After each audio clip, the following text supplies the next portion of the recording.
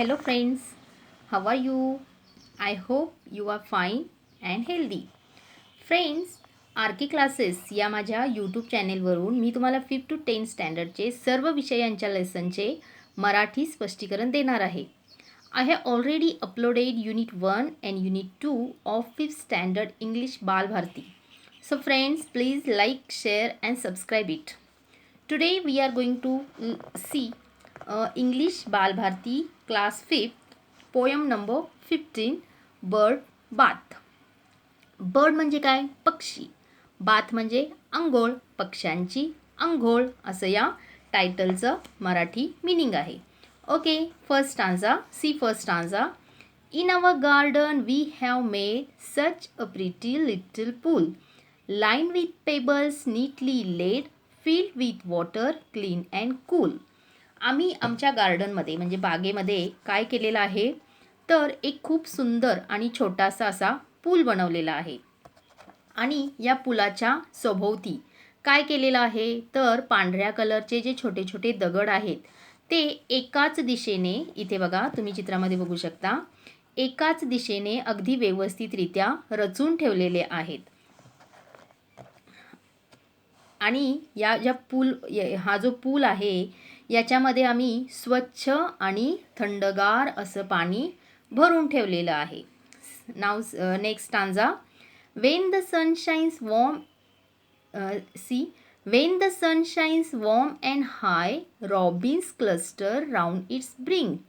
Never one comes flying by, but will flutter down to drink. आणि जेव्हा सूर्य अतिशय गरम झालेला असतो, म्हणजेच काय तर टेम्परेचर खूपच हाय असतं, तापमान खूप वाढलेलं असतं, तेव्हा हे जे रॉबिन्स पक्षी जे आहेत ते त्यांचा समूह करून, म्हणजे पक्ष्यांचा जो समूह असतो त्याला आपण काय म्हणतो, थवा, तो त्यांच्या समूहाने येऊन हे या पुलाच्या कठड्यावरती गोलाकार पद्धतीने बसतात. आणि या पक्ष्यांमधला प्रत्येक एक पक्षी येतो आणि या त्यांच्या पंखांची फडफड करत या पुलामध्ये पाणी पिण्यासाठी उतरतो.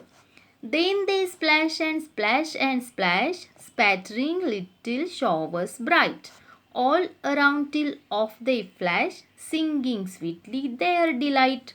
आणि पाण्यामध्ये पाणी पित असताना हे आपल्या पंखांची फडफड करतात, त्यामुळं ते जे पाणी असतं ते वर उडतं आणि हे खूप छान दिसतं.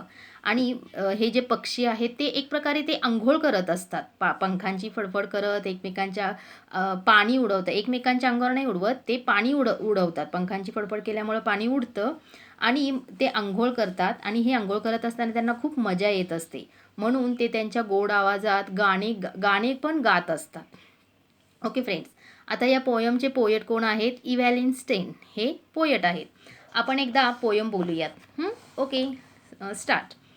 In our garden we have made such a pretty little pool line with pebbles neatly laid filled with water clean and cool. When the sun shines warm and high, robins cluster round its brink. Never one comes flying by, but will flutter down to drink. Then they splash and splash and splash, spattering little showers bright all all around till off they flash, singing sweetly their delight.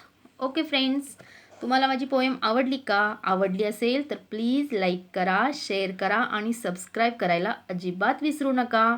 Bye friends, see you in next video. Bye.